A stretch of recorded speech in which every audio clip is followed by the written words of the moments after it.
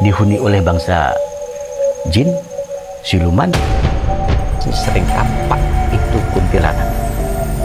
Di belakang saya, Pak? Iya.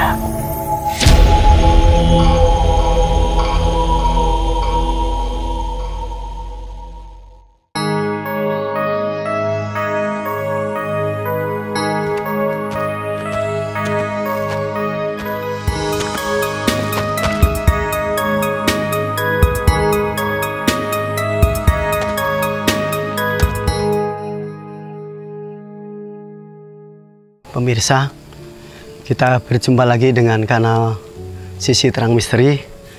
Saya kali ini tepat berada di area Bukit Permoni. Jadi malam ini kita akan menelusuri gua, salah satu gua yang ada di area Bukit Permoni. Dan saya di sini tidak sendiri, saya ditemani oleh Mas Imam yang akan menemani perjalanan kita. Untuk lebih jelasnya, kita ikuti penelusurannya.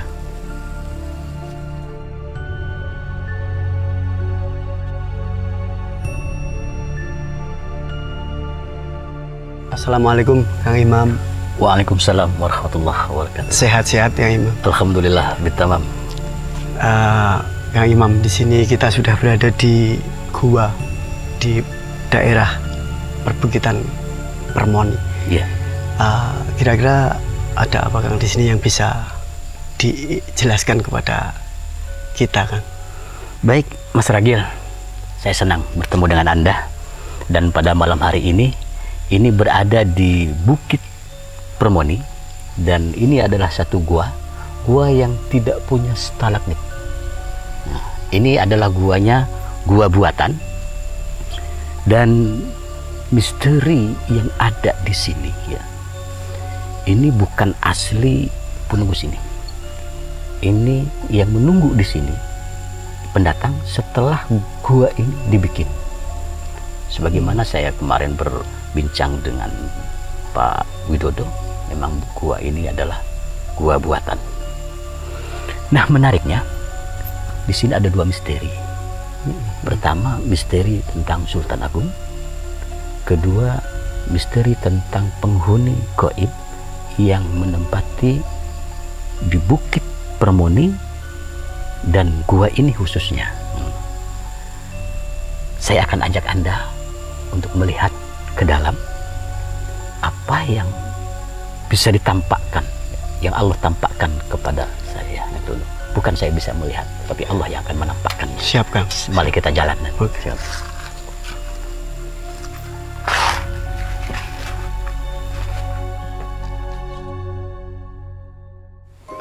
Kang Imam, tadi sudah dijelaskan bahwa makhluk bangsa jin itu bisa mewujud atau menyerupai apa saja sesuai persepsi orang itu. Kalau yang tadi sempat ada siluman macam-macam itu, apakah di sini mereka hadir? Allah.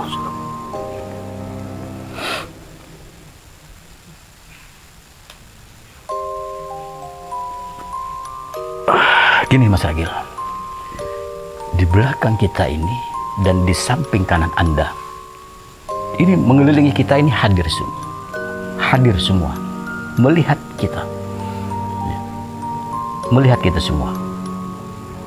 Tapi jangan punya rasa takut. Insya Allah. Dengan bayangan atau imajiner gitu, itu karena itu akan menggoda, ya. Karena lain alam, lain alam. Jadi kita tidak usah takut, tetapi ojo sembrono, baik berbicara, tingkah laku itu juga harus diatur, karena setiap tempat itu ada makhluk gaibnya, bahkan lebih banyak daripada manusia. Dan bangsa jin itu senang dengan tempat-tempat yang kotor, ya. Tempat-tempat yang lembab seperti ini sangat kondusif bagi dia. Maka dari itu sebaiknya kita tetap beradab dimanapun kita berada gitu. Jadi bangsa jin itu akan menyerupai sesuai dengan apa yang digambarkan oleh orang. Dan tidak hanya di sini dihuni oleh bangsa jin, siluman, tetapi orang di sini itu sering berburu ke sini, ada hewan landak. Ada hewan landak, ini sering berburu ke sini dan bertempat di daerah sini. Nah, selain itu, kalau kita amati di luar juga, itu ada beberapa yang mendengar dan melihat itu ada hal-hal yang lebih menarik. Nah, lebih menarik, saya akan tunjukkan kepada Anda di mana letaknya dan apa wujudnya, mewujudkan pada orang-orang yang pernah mengalaminya. Iya. Nah, baik, saya akan tunjukkan. Mari Kang. Ya.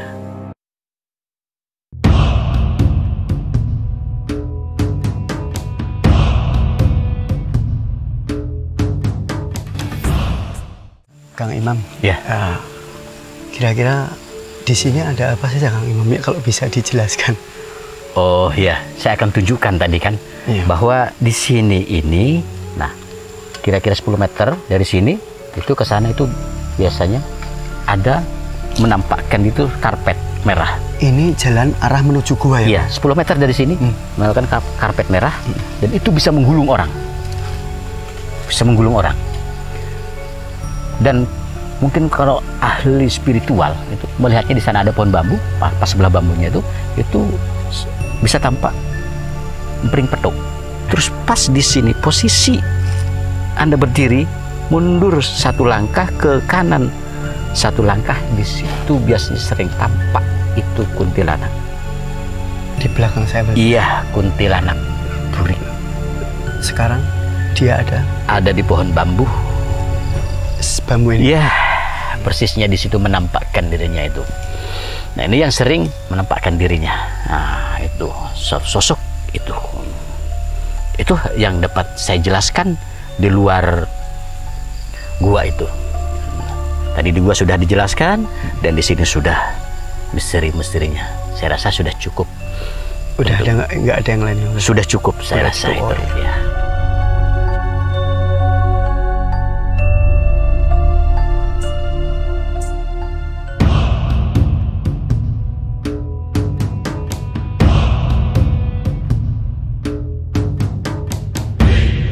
Kang Imam, Ya. tadi sudah dijelaskan tentang penghuni gaib yang ada di Gua Permoni. Yang masih pengen penasaran cerita tentang ini kan, tentang Sultan Agung terkait Masjid Wonokromo, Kang. Oh, baik Mas Ragil. Jadi Sultan Agung muda itu pernah digembleng, yaitu di Bukit Permoni. Bukit itu sebagai perlambang tinggi, dia akan menaiki tingkat derajat kehormatan yang tinggi, yaitu sebagai seorang raja. Maka Sultan Agung muda digembleng di Bukit Permoni. Permoni itu Lek Moni si memper. Jadi kalau berbicara itu yang baik, yang bermanfaat, itu ya. Nah, itu terkait Sultan Agung di sana itu bukan fisik, tetapi jiwa. Nah, sedangkan unsur manusia ini terdiri menjadi dari 3. Jasad ya, physically, terus jiwa dan ruh.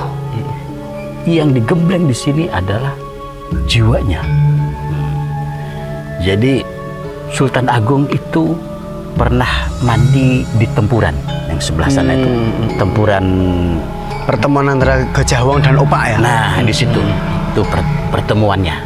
Jadi pertemuan fisik dan jiwa, gitu kan. Nah, itu jadi mandi di situ Sultan Agung. Mandi itu berarti membersihkan kan, Jawanya itu ngersihi awak. Sultan Agung itu di situ tentunya banyak godaan dalam rangka pembersihan, penggemblengan itu. Di antaranya itu ada dari harta benda, yaitu kalau zaman dahulu tunggangan yang paling mahal adalah kuda sembrani. Nah, jadi Sultan Agung tidak tergoda, maka kuda sembrani itu dipanah. Nah, ada situsnya kan. itu simbol bahwa dia menolak Memang, godaan iya, materi. Gitu. materi. Nah, yang kedua, itu Sultan Agung juga digoda oleh wanita. Nah, setelah Sultan Agung itu mandi di situ, Sultan Agung itu pernah sholat di sini, Di masjid ini. Dulu tempo Sultan Agung muda itu di sini ada gubuknya. Sultan Agung itu dibersihkan, ya, mandi, terus sholat. Ya. Berarti takwa, ya, takwa, terus istiqomah. Ini adalah inti ajaran amal syariat. Ya. Taubat, mandi itu, terus kedua takwa, sholat, terus istiqomah, dijalankan terus menerus itu. Nah, ya ini asal kata Wonokromo ini. Jadi seorang itu setelah taubat terus takwa istiqomah maka dia akan mulia. Sultan Agung bagaimana bilangnya? Wa anda akroma. Saya mulia gitu. Jadi dengan takwa itu. Jadi bahasa Arab ya. Jadi bahasa Arab. Jadi desa Wonokromo berasal dari kata wa anna akroma, dan saya gitu. Wa anna, dan saya akroma, dimuliakan.